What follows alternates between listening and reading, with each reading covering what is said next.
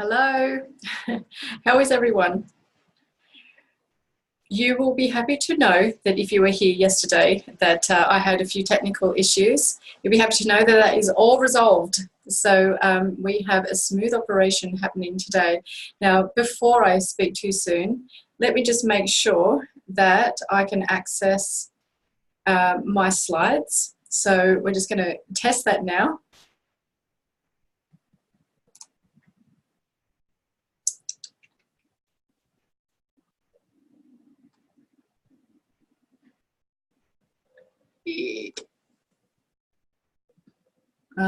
Okay, sorry, I was on the wrong one.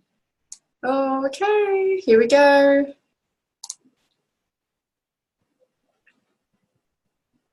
Actually, before I do that, I just want to see who's here. Who have we got?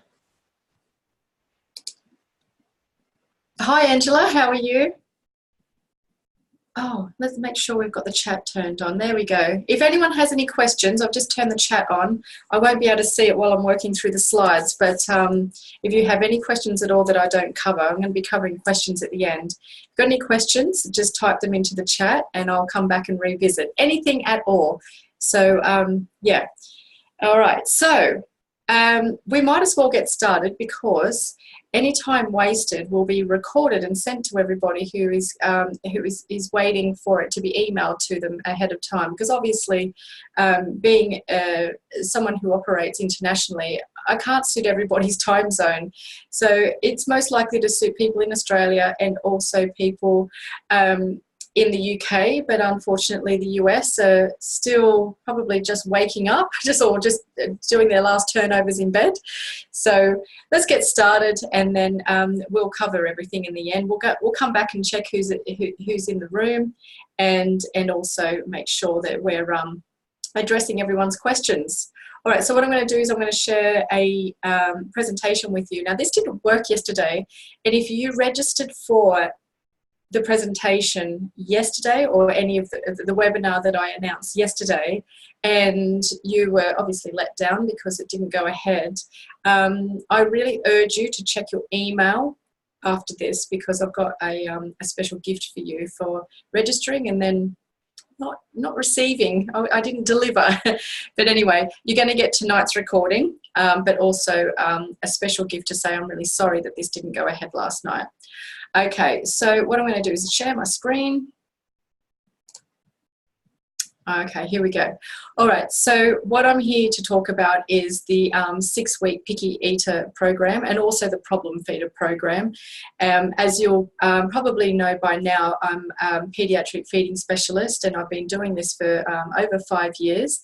And I'd have to say it's probably the job I could do completely free of charge, except of course there's expenses in life. Money does make the world go round, and so I've launched all of my programs online because I simply didn't have enough time to help all the people in need that the demand was growing and I wasn't able to deliver and meet.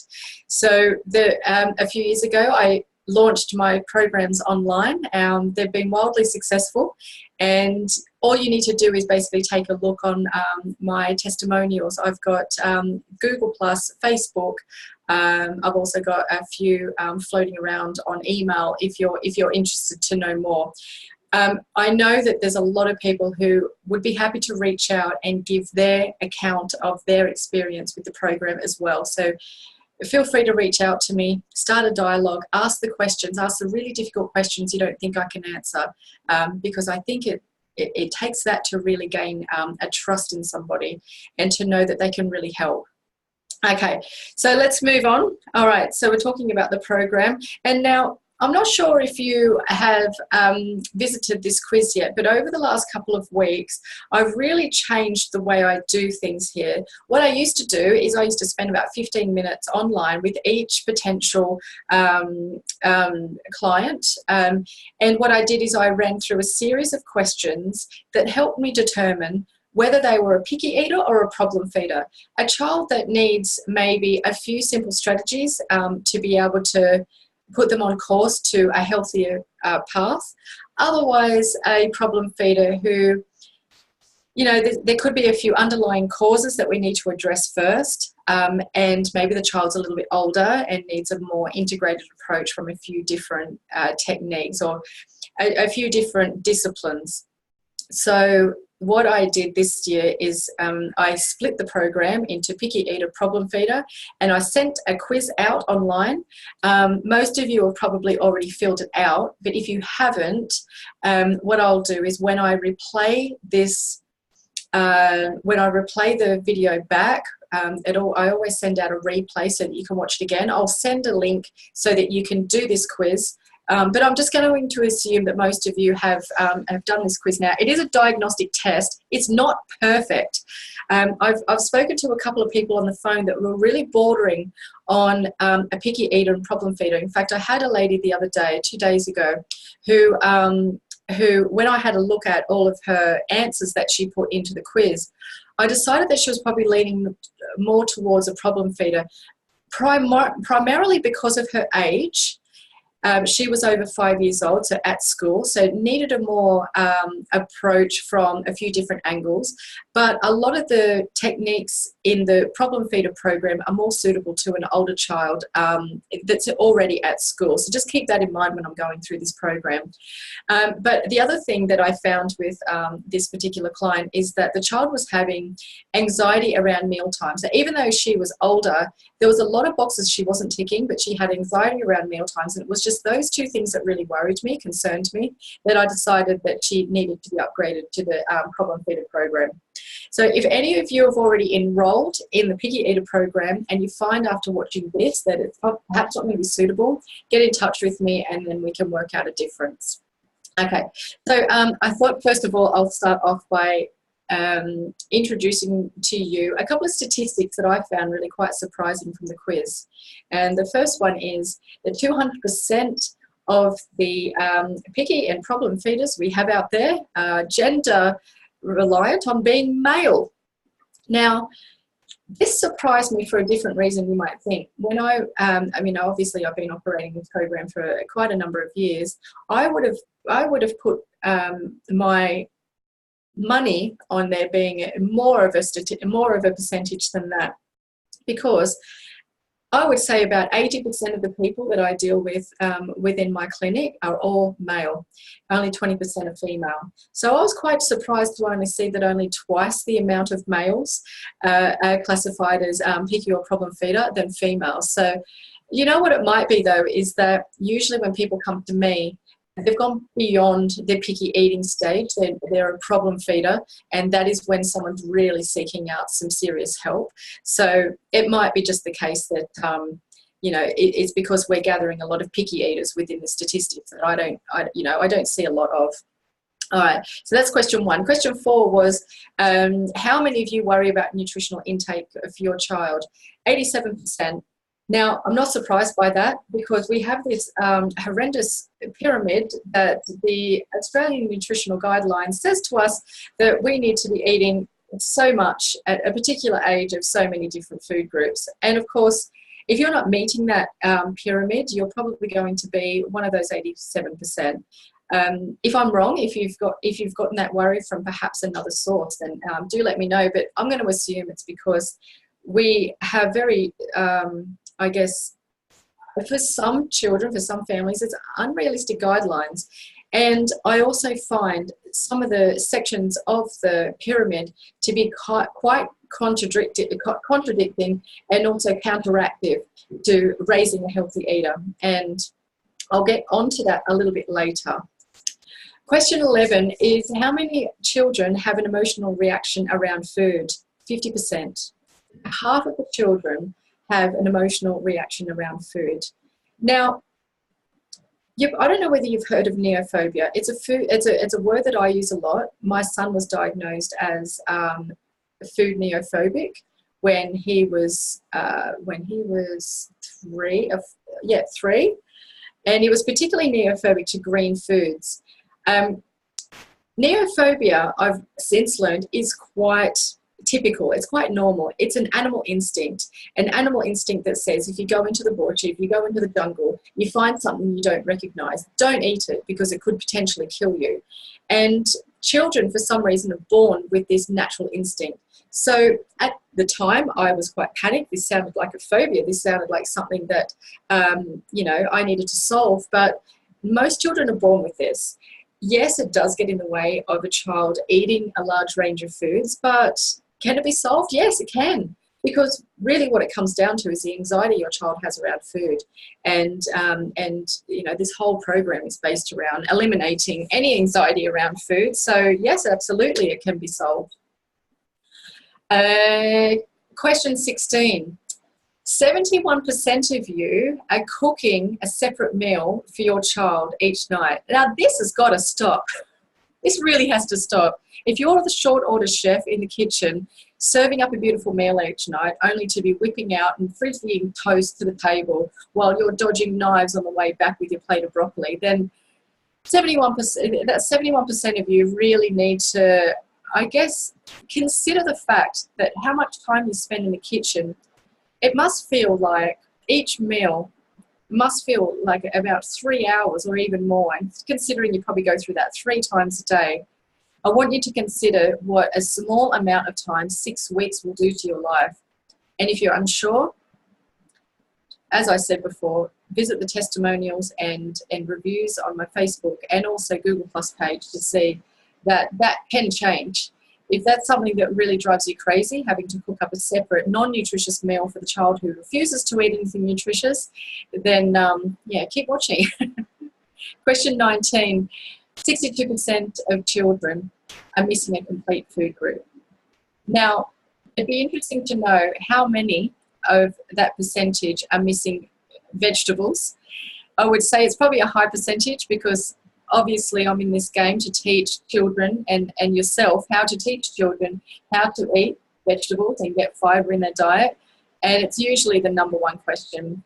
The next one in line would have to be protein. A lot of parents are worried about getting protein into their child's diet, but certainly the number one there is vegetables. So we're just going to assume the majority of that is vegetables. So of course, as I mentioned before, I decided to split the course into 2, addressing picky eaters and problem feeders. The reason for that is the statistics.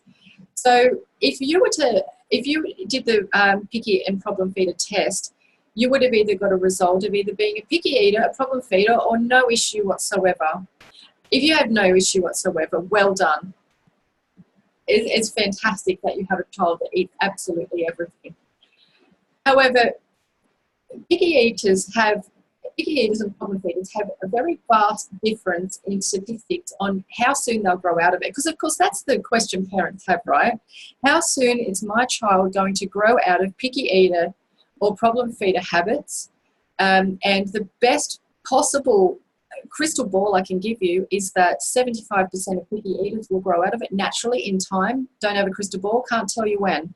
However, 25% of problem feeders will grow out of it. So you can see the difference in the percentage is vastly different. So therefore, the solutions to the cause has to be vastly different. And that is why, just leading into exactly what goes into a picky eater and problem feeder course, I want you to realise that this is why I've split the 2, is because if you've identified one or the other, it's not one size fits all. So one program will not solve a picky eater and one program will not solve a problem feeder. You need to be specific about the type of care that you get for your child. Okay, I want to introduce to you this here. It's the parents of picky eaters and problem feeders. This is a group that started only a couple of weeks ago. At this stage, this was a couple of weeks ago, we had 180 members. That now is over 200 and is growing daily. This is where you can join if you're not a member of the Little Fuss Pot group, you haven't purchased a program in the past, and you just want advice on how to deal with some very simple issues around meal times, then join this group. Make sure you're ever posting and asking questions and supplying lots of feedback to other people within the group. So I urge you to join this group. You don't have to be a client of Little Fuss Pot to be able to join this. So all welcome. Okay, so On Sunday, we dive into the Picky Eater and Problem Feeder program. And what we're going to go through here is exactly what steps we go through. Now, I don't want you to feel overwhelmed if you've already purchased this program, and I know a few of you in here are watching. I don't want you to feel overwhelmed with this because it's really quite it's a very small steps. It's a consistent lesson, but the idea is that I like to allow parents time to process each step before we move on to the next. So that is why the course is drip fed every night. I drip feed about 30 to 40 minutes worth of content each night. I think the first night's the biggest night. You watch the most amount of content in the first night, and the rest of it's around about 30 to 40 minutes each night. I only drip content in the first 2 weeks on a weeknight. Weekends are left free for catching up, filling out workbooks, planning, and doing any preparation you need to do for the week ahead. So everything's locked in. I've been doing this for enough years to be able to take in enough feedback to make sure this program can fit into even the busiest of lifestyles. So let's dive straight into it. So the first step, now I would have to say this sets me apart from other programs because I actually get to the cause. Not many programs do that. And you're probably thinking, well, you don't meet me face to face, you don't see my child. How can you possibly get to the cause? Is because I know what the top 5 causes are. I've got a pretty good idea that your child will fall into one of those top 5 causes, and I've got a strategy for that. But what I do is obviously because there's so many people working through the course, and each individual person has its own unique scenario, you obviously have to watch all of what the causes are to be able to pinpoint in history what you think might have triggered the issues that you've got to then move on and implement the strategy. So in order to do that, these are the steps that we cover in cause and balance. So we determine the cause and we balance the diet. Straight off the bat, we balance the diet. Now you're probably thinking, how is that possible? I've been trying to balance this child's diet for years. Let me tell you, it is possible.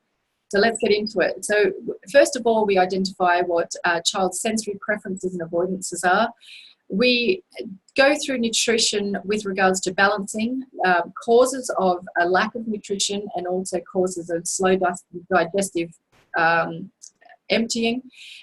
We go through common food swaps that are really quite easy straight off the bat to swap a common food for something more nutritious. Gut health, oral motor, lip, tongue and jaw movement.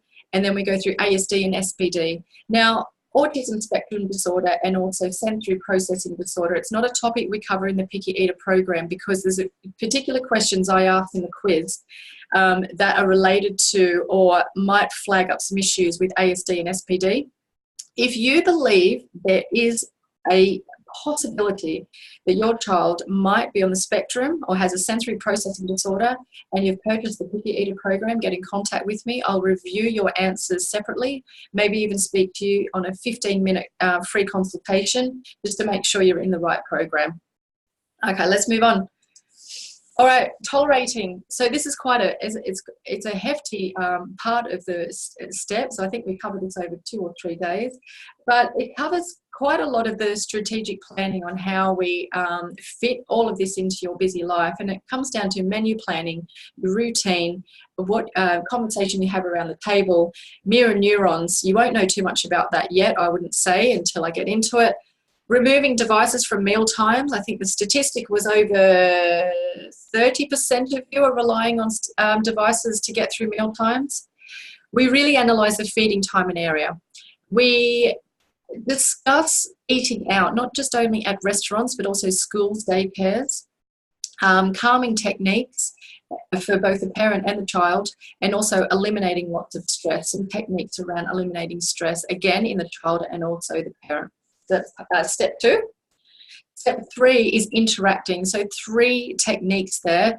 2 techniques for the Picky Eater program, 3 for the Problem Feeder program. The Fudo app and placemat technique is really for school-age children or, you know, if you've got a quite talented child above 3. Sensory enrichment therapy, there's a booklet that gives you lots and lots of different techniques in order to be able to enrich your child in food therapy. And also TBS LKN, you might already be privy to that chart. It is one that I give away for free on all portals, but that's the touch, blow, sniff, kiss, lick, nibble. And that chart's really about mending the bridge between a child who looks at food and decides straight away they don't like it, and a child who will touch, blow, sniff, kiss, lick, nibble, and really use all their senses to be able to make judgment about food. Step 4, we get into tasting, so building flavour profiles, because if you think about children who don't have a whole lot of experience with food or have been stuck in a rut of eating the same foods every day, their flavour profiles are going to be quite juvenile or quite infantry. They need experience to be able to make better judgments, to become less sensitised around foods. So what we do is we really bridge the gap and bridge the gap between looking and refusing. And to do that, we cover 3 techniques. We cover the worry bowl technique, the 4 bowl technique, and the sensory sous chef. Eating. All right, so this is where everyone wants to be, and that's step 5. And this is also the last step we take in the first 2 weeks. And we go through the visual mealtime routine. Again, this is a topic that I covered in the Problem Feeder program. We cover energy in calls for energy out, so lots of activity you can use, whether you've got, obviously this program is available to people in the UK, where getting out and about in warm sunshine is not often available.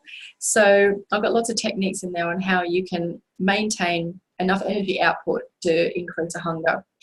And then we have the mealtime plan worksheet. If you're a revisiting client, you won't have seen that before. And this is basically a worksheet that manages all of the steps up until this point, so that you've got a bit of a tick list at mealtime to sort of go through and make sure you're covering all the bases. Now, those 5 steps are covered in the first 2 weeks over the weeknights, about half an hour each session. So by the end of the 2 weeks, you've got all your workbooks, exactly what you need to do. And then we take a 2-week break. It's not a break, but 2 weeks for you to implement all of the techniques within the program. So although it's a 6-week program, it's not an overwhelming 6 weeks where you're learning 6 weeks worth of content. We break the 2 weeks so that you can implement the techniques. I'm available on Facebook to be able to answer all your questions. I also do Facebook Live, so I answer your questions live. And then it's almost like sink or swim. Some sink, some swim, some do really, really well. Some are reporting lots and lots of new foods in the diet right at this point. And some need a little bit more guidance. It's at this point, if you need more guidance, that I offer up 45-minute consultations, either to purchase, or you may like to purchase them already integrated into the Problem Feeder Plus. So if you feel like you've got a particularly difficult case, you may want to purchase the Problem Feeder Plus so that you've got my undivided attention, I guess, to helping you reach your goals. Okay, the 6th step is stretching food preferences. So when we come back from the 4th week, we dive straight into stretching the range of foods. By this stage, you would have had a really great understanding of what your child's sensory preferences and avoidances are. So what we do is we really start to implement a very calm routine. We drop a couple of techniques at this stage, and then we're just working on the stretching food preferences technique. And hopefully, depending on how quickly your child, every child has a completely different sensory resistance. So most children at this point, particularly children that have a very great understanding of vocabulary, have responded very well to the program, and also we perhaps removed a lot of the causes in the first part, are ready for this part up to the 6th week. But if you're not, you do have this course for a lifetime. So you may get left behind at this point because your child's not quite up to it. But, everyone has their own pace, but I do continue on and get the program complete in 6 weeks. So in the 5th week, we stretch food preferences and we incorporate family meals. Now, this is everything that you'll see in the Picky Eater program, except for the things that contain the stars. There's now a 7th step to the program, and that is the empowering your child. So the way this came about is, I don't know if you've been following my socials, but over the last couple of months I've been visiting schools, and I've been empowering children in schools who don't have particularly great diets, or the parent consider them as a picky or problem feeder. I've been implementing some strategies. And what I've done is I've decided that a couple of these strategies can be taught in my online program to parents to be able to implement at home. And what we go through is there's a lot of visual charts that helps the child to understand what's expected of them, but also to monitor their own progress. We have picture progression guidance. We have weekly tasks for the child to do, and these are really, really fun tasks. We have the whole food hula hoops technique. We have a lot of recommended books that you can either buy or download online to read to your child. We have the food collage activity, a brand new technique again, and the daily food group self-management. So this is this is something I designed quite a few years ago for a child to be able to visually see that they're getting their food groups every day. So that's the new 7th step. This 7th step is only available in the Problem Feeder program. All right, so as you can see from looking at the 7 steps, that I take a very multi-directional approach. So not only am I a nutritionist, but I've also studied a lot of the psychology that goes into helping a child to have fun around food and to really rewire those neuro pathways.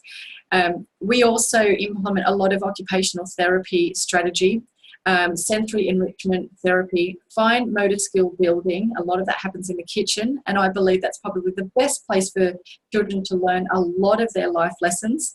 But we also take on the approach of understanding what your child's difficulties. So that understanding all happens in the first part of the program, and once that aha moment is lifted, it really makes the rest of it working quite well, because you're so calm, because you're understanding how difficult it is for a child to adapt having food in their life, and particularly new food.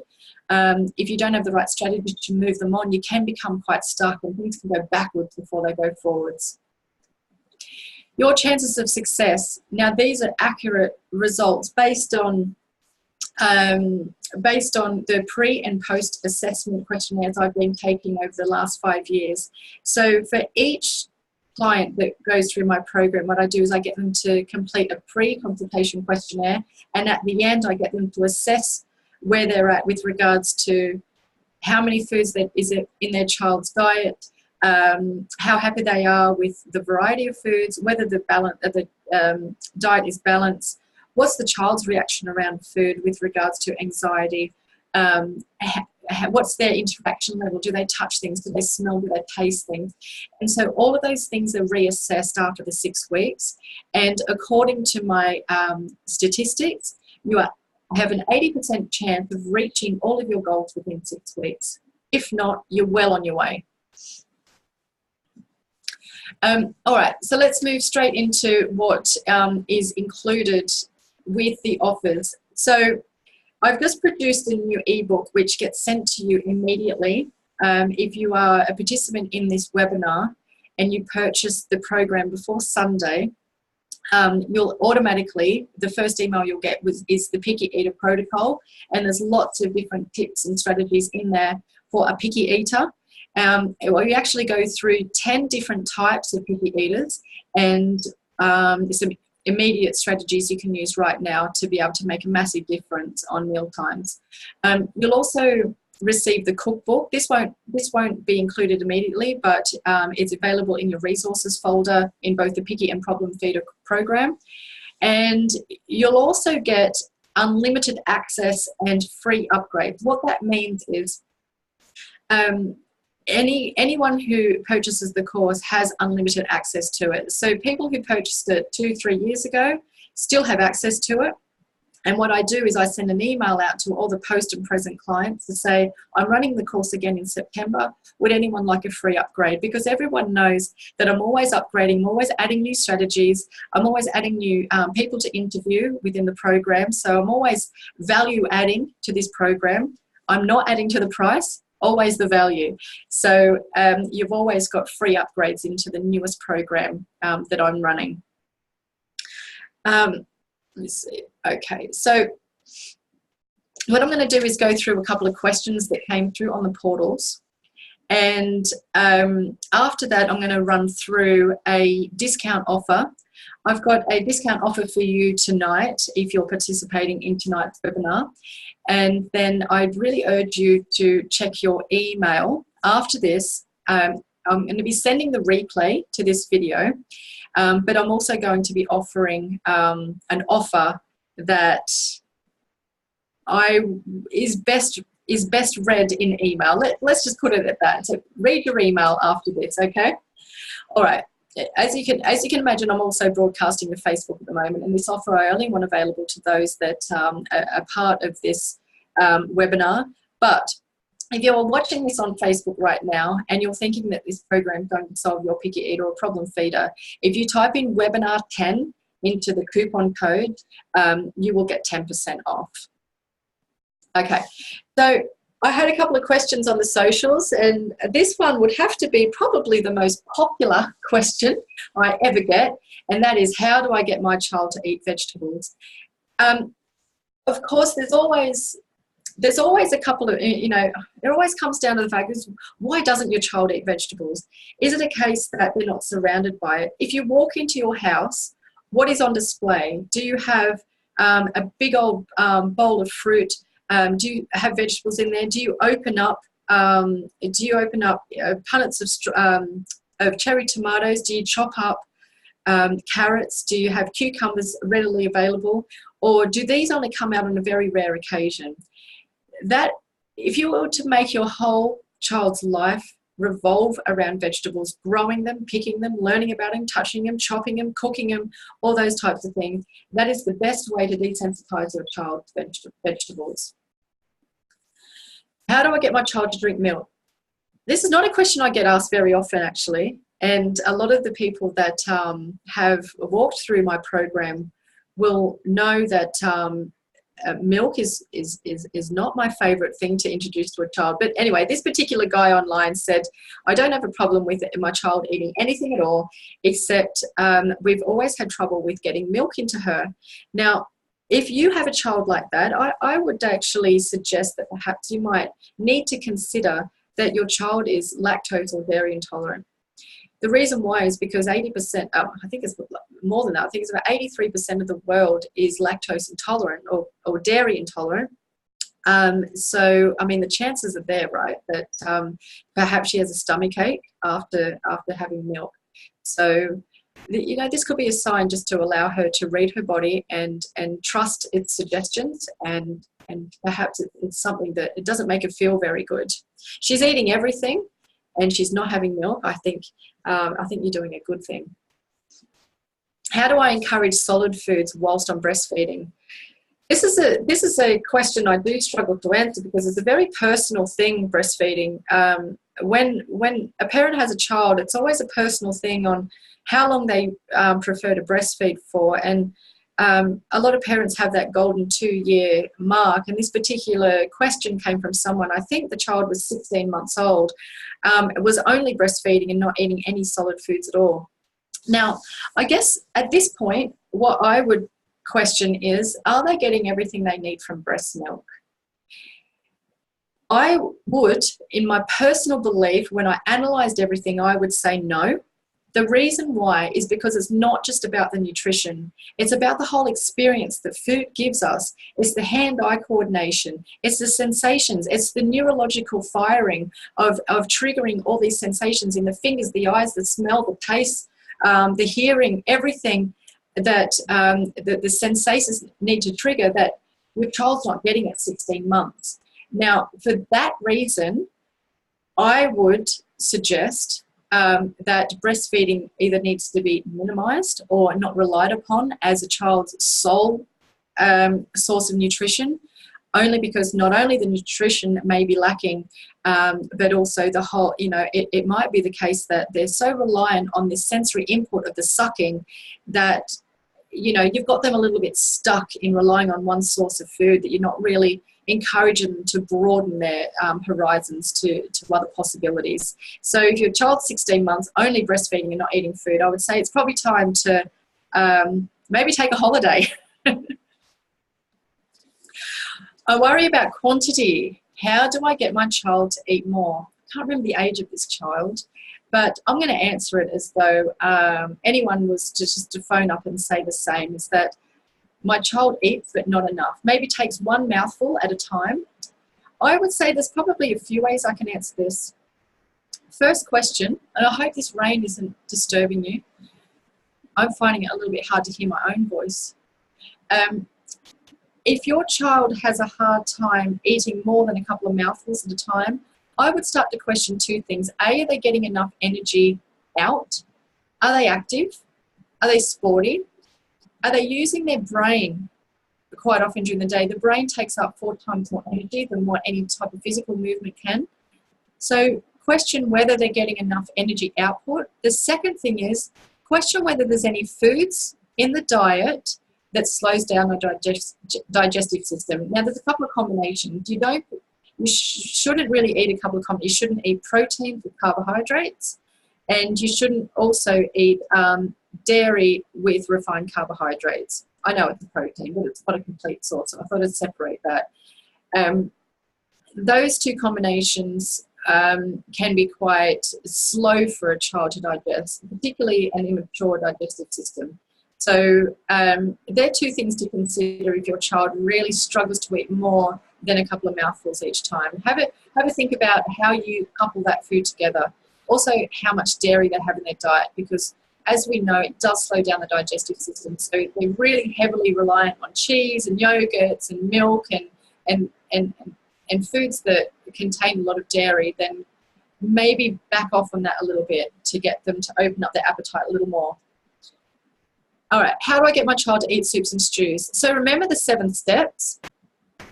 That soups and stews stage comes up in part 6, stretching to family meals. We cover soups and stews and curries and casseroles and all those types of things. Unfortunately, it's not something we dive straight into. What we like to do is get a child to familiarise themselves and desensitise to each individual ingredient before we lump it together in a nice brown soup or stew. So that question's a little difficult to answer, but I think the first thing to do is start getting them helping out in the kitchen so they know what's involved in it. And once they start becoming really familiar with the individual ingredients and they've seen a soup cooked quite a few times, it might be just a natural progression that they take themselves. Okay, there was one last slide. So let me just, hopefully you can see this one. All right, so I just wanted to announce the next course. I've had a couple of questions asking, when am I going to be running this again? And also, let me just okay, so I've been getting asked, when am I going to run this course again? Do I have a payment plan? And what was the other question I had? I think that was it. Yeah. Okay, so I can definitely announce these two things. I'm going to be running the course again next year, and I'm looking at around the 15th of January. So this will be the last time I run it in 2019. I will be offering a payment plan. So after we're done and dusted with this program, after it's launched on Sunday, I'm going to open up the possibility for people to be able to purchase into January's program and pay the course off over 3 months. And obviously this is going to be quite useful because Christmas, you know, bowls us all over. It's a commitment that we all try to spoil our children with, you know, lots of beautiful gifts and the magic of Christmas. And nutrition and all other issues get pushed aside. So I decided there's probably no use opening another program before Christmas. The demand probably won't be there. And it's better off if I open up payment plans so that you can already be enrolled in January's launch. All right, so that's it. That's the plan I have. Okay, so those who are watching tonight's webinar from Facebook or you're watching it live, if you're interested in purchasing the program, you go to littlefuzzpot.com and go to courses. And at the moment, I have all 3 courses up there available to purchase.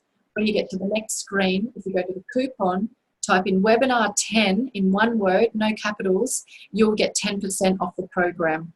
Now, I urge you, if you're registered, into this webinar or last night's webinar to check your email, because I have a special apology bonus for you to take advantage of when you purchase as well. Okay. All right. Listen, I'm just going to have a look to see if there's any other questions that have popped up while I've been chatting. No. Let me see if I can find out if there's any questions on Facebook.